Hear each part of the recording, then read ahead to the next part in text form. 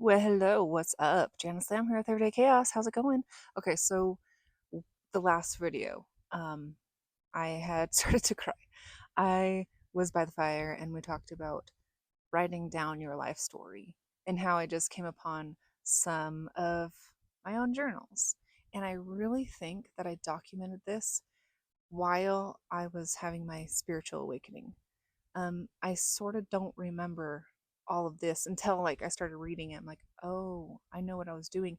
There's a point in here where I was skimming through and I noticed, I'm like, wow, it jumped from my eldest son to being born to my youngest son being born, but it totally skipped over my daughters in between.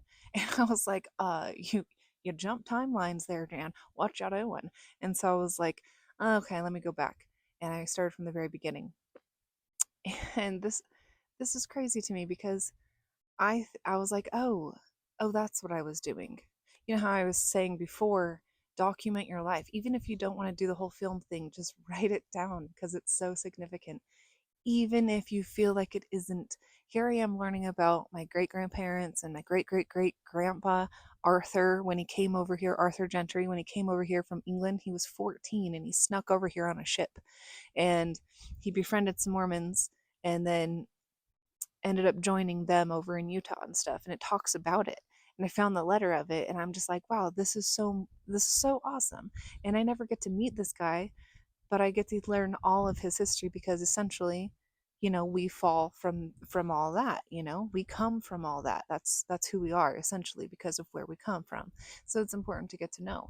That's why I'm like, just write it down. We might not have escaped a ship and came over here.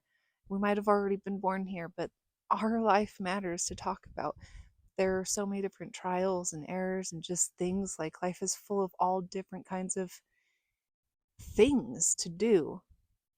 It's why this channel kind of works as chaotic as it is, because I am an artist and I do baking stuff and all kinds of things that just ended up working out. Which is funny too because it's a workout video channel as well. So like it just all goes together and it just actually just works. That's why the title is what it is.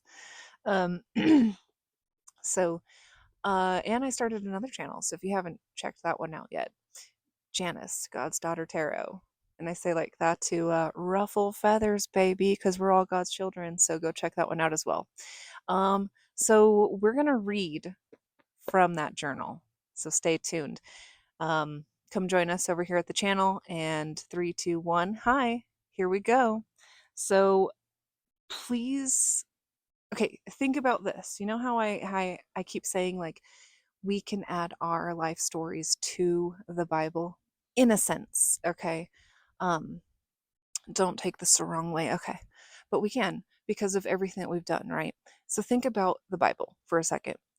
It's a big fat journal of a bunch of people's experiences, their life experiences, where they came from, their hardships, everything, and their testimony that God is real. And the way that I started doing this journal is a lot like that, where I realized things just in general about life. So I wrote it down and how all the different times that God has shown up for me.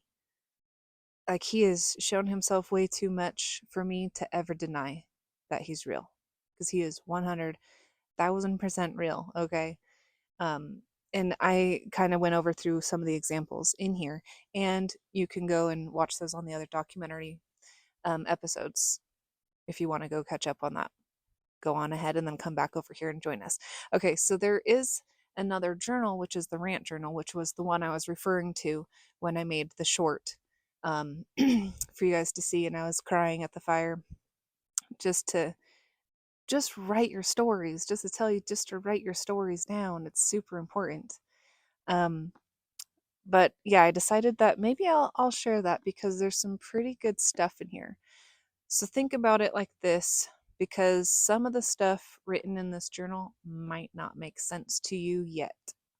I'm going to repeat myself. It might not make sense to you yet. Okay, now think about how the Bible was.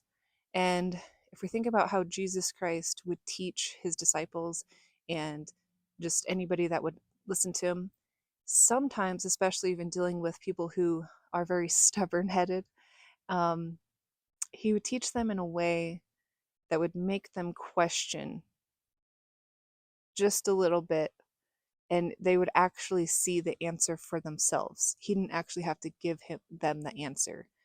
He showed them in a way that they would aha moment on their own.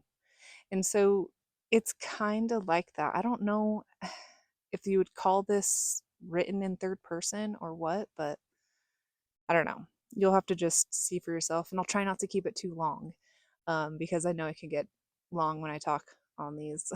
I'll try to keep it at 20 minutes or something. Okay. I have not written in this journal. I think the last entry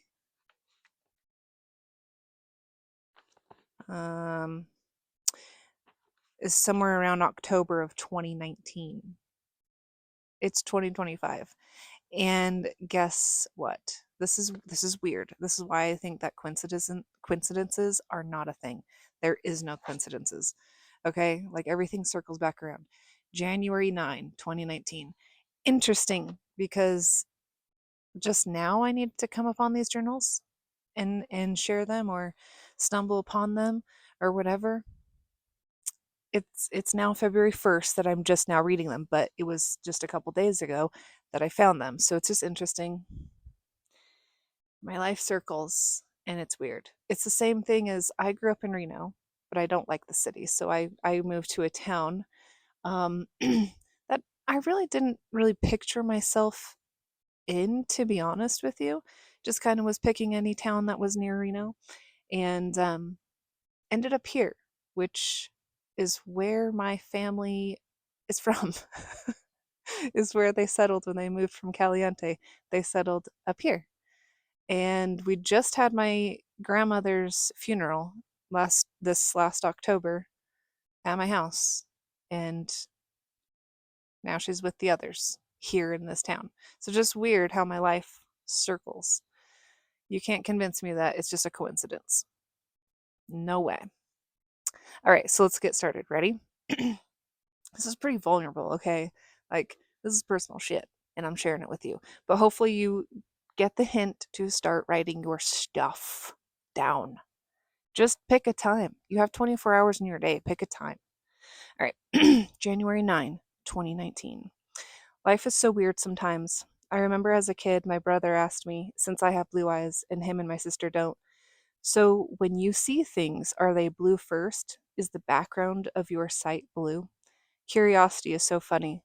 I remember that conversation so vividly, and when I think about it, it reminds me of how that question made me question everything of every day of my life. I remember asking my mom a few years later, isn't it weird how we are who we are? She didn't know what I meant by that, but isn't it like I'm me and I experience things that just like others, but I've never really fit in anywhere. I realized a lot of things. It's not so much of fitting in, I guess, as more of a looking at yourself through third person view. Like I'm watching myself outside of myself. Every choice we make has an impact, sometimes negative and sometimes positive, and should always be looked at as such. I guess that's why that saying about which wolf inside you feed is what you will become. Grandfather Chief and grandson. Grandfather said everyone has two wolves inside of them, one negative, dark, and full of insecurities, or the light wolf, one who is compassionate and loving and empathetic.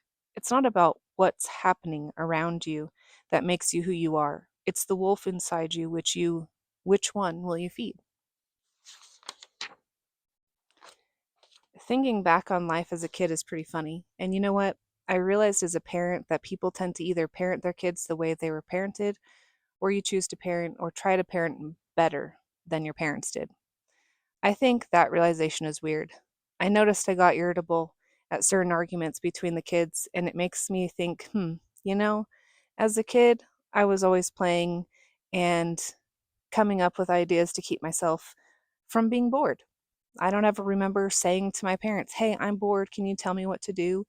My kids do that. And it sucks because today isn't the same as it was when I was a kid. There are so many horrible people out there now, kidnappings and crime. Maybe this land endeavor is a good idea. Get the kids back to being able to be free. Like that saying goes, if it's meant to be, it will be. I guess we will see. Back to thinking back as a kid. Great Grandma Lillian Barnum Gentry was kind of obsessed with teaching us Native American history and how important it is to one, be able to know your back history, know where your blood runs. Two, knowledge is power. Three, one day it's going to go back to how things used to be, where you needed to grow your own food. It's at least important to know, so if you ever have to, you can survive on your own. Four, history has a tendency to repeat itself. Interestingly, because in the Bible, it even states how we will see war and famine. Things will be good until it happens again. I guess that's the same concept as the circle of life theory. I know this next subject sounds crazy and like a fairy tale of some sort, but I'm left questioning everything about life and existence and the purpose of it. Well, hello, chickens. Good thing that fire's not on there up in it. Okay, so you have the normal church version of the purpose to receive a body to be able to go back to Him. But what if it's more than that? Much, much more than that. If we were, if we are to be Christ-like, then we must know diversity. With diversity comes compassion. With compassion comes empathy. And with empathy comes love. Love thy neighbor as thou hast loved thyself. With having all this and knowing diversity, compassion, empathy, and love, you then know how to show or give it unto others. And isn't that what being Christ-like actually means? In Pearl of Great Price and every Bible, it states, let others worship as they may, because regardless of your religion, you'll be resurrected and judged the same. So religion really doesn't matter. What matters is being Christ-like, treating others how you want to be treated. And spreading love. That's why it's so important not to judge others. If you judge others by the way what they wear, what they believe, what they do, then you're not taking away their then you're taking away their individuality, their essence, and only gifting back negativity, which makes you become a bitter person. And that's when the selfishness and the sinning begins by belittling others. It's a terrible cycle. Here is my take on religion and why I will always choose spirituality over religious groups. First off, having spirituality, way of life, and thought means the exact definition of being able to stand alone, firm in what you believe in. And this isn't to go against other people who choose their religion. I had a moment of really questioning where I belong. When our very first ancestors began life here, no one had a so-called religion. Religion started by having like qualities, like to be equally yoked within groups of individuals who believe in the same thing. If religion was supposed to be a thing, the fact that no two people think alike wouldn't exist, and therefore all of this would be null because we would all already think the same thing, therefore we would all be the same, but we are not. So a like way of thinking, separated unto groups of similarities, they called themselves the religions we now have today, which, by the way, there are a lot of religions now. Christianity, Mormons who still practice polygamy, Catholic, Buddhism, atheist, Jew, Baptist, South Baptist, Wicca, pagan, Scientology. I think there's more. Pretty sure there's a lot more. So I stand firm in choosing spirituality over religion because the point is we need to learn diversity, being accepting of others because God has always been accepting of each and every one of us. Everyone who is here on earth is supposed to have some kind of purpose. Indians knew this long ago. You have healers, hunters, gatherers, pickers, and so on.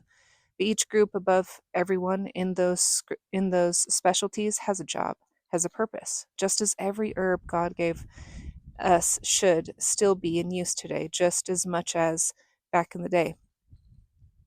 Pharmacy, no offense, is corruption, like a lot of things. Pharmacy are people trying to play God as if to take over on controlling the population by the man-made, corrupted, and poisoned medicine they use today. I do a lot of studying for, Ayurvedic studying and then using herbs and other things. And it isn't to say that all medicines that are of today's aren't of use, but there is a need for using what was already natural because our bodies were meant to have that. And that's why we have even more suffering. And no two bodies are alike. So sometimes the plant's not going to work for somebody where the other medicines would have. So take it as you will. And this isn't to go against any sort of thing, just FYI. Putting that there. So don't come at me. I also believe that everything happens for a reason. Here's proof. When I got pregnant for the second time, I needed to be a better mom and person. I was headed down a bad path. I am the mom I am today because of it and will always be grateful. Hey, be nice. And then I put, even if sometimes the kids drive me nuts. You be nice, Rooster. Get on out of here. Go on. Go on. Bro, I will throw my coffee at you. He is so mean. Some of my hens have a bunch of missing feathers because of how mean he is. Okay. Okay. So when I was pregnant with Justin, I was on my way to school, my vet class. I was driving the old 1985 blue Chevy truck at the time, and I happened to be running late. Every red light stopped me, making me more late. On the last red light that had turned green, letting only the one person ahead of me go, then quickly turned red. About 2 minutes later, an exact blue truck as the one I was driving got hit by a semi-truck. Not horribly hard, but enough to damage the truck. Coincidence? I believe I was late because if I was just 2 minutes earlier, it could have been me that got hit. And then at 13, me and my uncle, we got into that sandrail accident. We should have died that day as we were weaving in and out of the great big tumbleweeds bushes in the desert at Glamis Dunes. All of a sudden, the brakes stopped working and Mike couldn't turn the wheel. We're headed straight for a huge tumbleweed on a pretty big mound of dirt going at about 30 to 40 miles per hour. We hit that bush so hard, all I remember was the experience. I felt us hit and fly. The bush grabbed the back passenger wheel and spun us in the air for what seemed like forever. Meanwhile, all of a sudden, I'm standing in the sand with a white dress on, and I remember it was windy, but I couldn't feel the wind, just watched as it blew the sand over the tracks, as if to make them disappear. And when I looked up, I just felt so much love. And I talk about this in the documentaries. So, if you're a parent, you remember the first time you felt the love for your new baby. It was 1,000 times stronger than that. God said to me, do you know where you are? I shook my head no. So he pointed and said, do you know where you are now? As I looked where he was pointing, I saw the car upside down in the air as if time froze, and I recognized it. Automatically made me, we automatically made our way over to it like we were kind of floating over.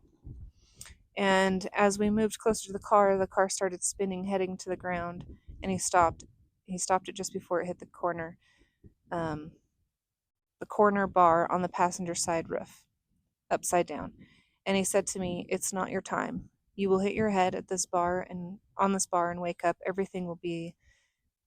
Sorry, it's starting to rain. Don't ruin my pages. Where are we? It's not your time. You will hit your head on this bar and wake up. Everything will be fine, but you still have much to do. So I watched it hit and bend the bar in. Then, sure enough, I hit my head and breathed a deep breath of air as we rolled 13 times on the ground, landing upright. Car was totaled. Paramedics came and were sure I broke my right leg and Mike broke both of his. We were rushed to the hospital in Arizona where as we were what? Arizona where as we were traveling in pain, they did full body x-rays only to find nothing wrong with either of us. Our legs were in so much pain and all they could say is they don't know what's wrong. It's a miracle. And then there's the coincidence of Levi was supposed to be born March 20th. He was born a whole month early. He was our survivor twin. According to Uncle Chris, my neurosurgeon uncle, premature labor happens when the body senses something is wrong with the baby. And he was born with hydrocephalus and he has cerebral palsy in his legs and he suffers seizures. So it's pretty incredible, you know. I could feel now early on in the pregnancy, I could feel everything. I felt the implantations of 2 different implantations. I swore up and down it felt like there were 2 inside me. My water broke in bed and then I got to the hospital and I gushed again like it was a second sack breaking.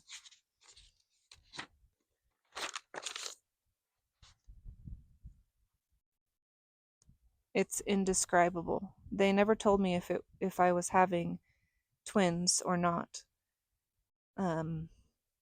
Or even if there was anything wrong during the pregnancy. Levi was born with hydrocephalus, which caused him to have cerebral palsy in his legs. The doctor first told me he had no brain. When he told me this, he was my pediatrician for all my kids and was choked up when telling me because we felt like we've known each other for a little while since he's seen all my kids. There was a social worker and my nurse in the room with me.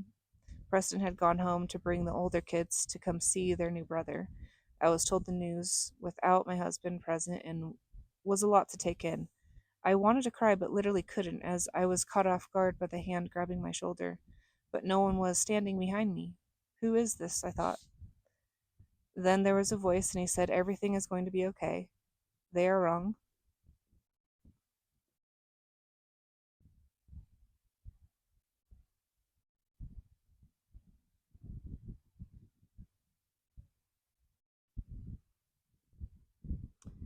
Whew, it gets me every time.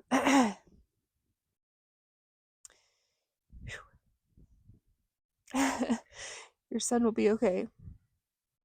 Mention Uncle Chris if you must.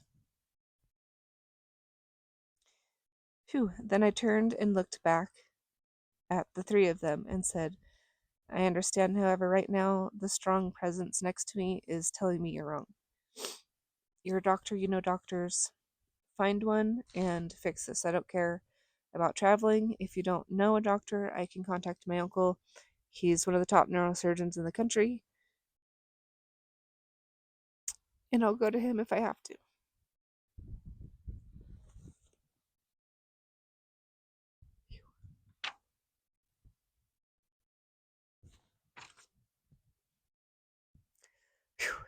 And we've talked about this before in the documentaries, in the beginning of these. The social worker was shocked and said, "I'm sorry, we just have never had this kind of reaction. Maybe it just hasn't hit you yet." I looked at her and then back at the doctor and said, "We need to hurry. We're wasting time." The nurse then asked me if, like, how I wanted to tell my husband, and that's when I lost it. I lost my shit. I couldn't stop crying because I pictured how I would tell him and couldn't bear the look on his face.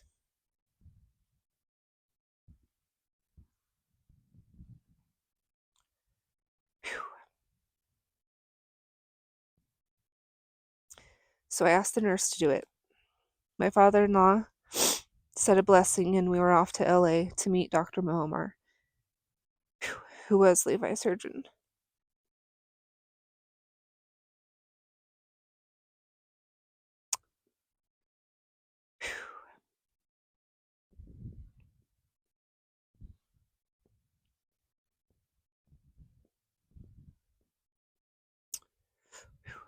Man, that kid's been through a lot.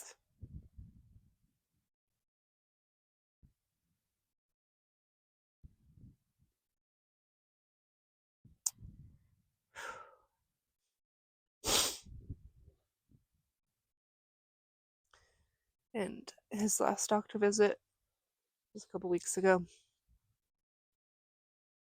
And they had to talk to me about, since he's older with seizures, he's at more risk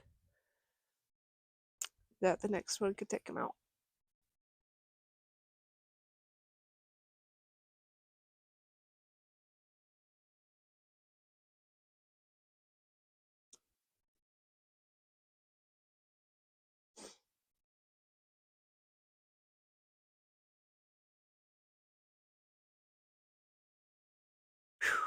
This is this is why I study Ayurvedic medicine.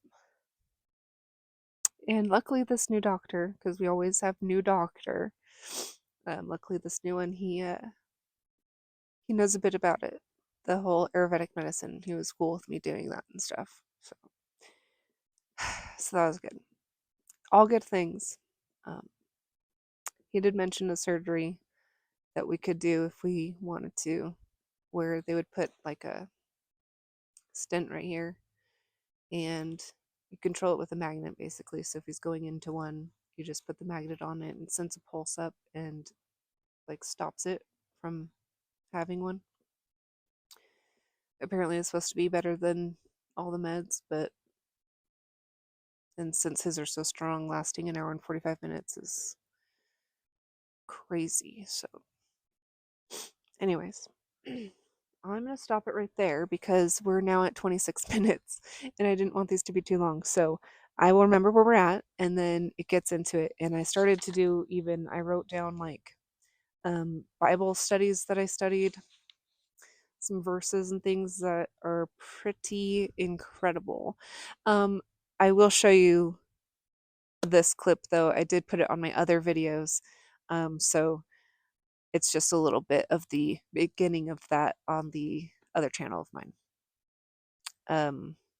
It was about one of the things that I found in the journals, and it was super important that I wanted to share.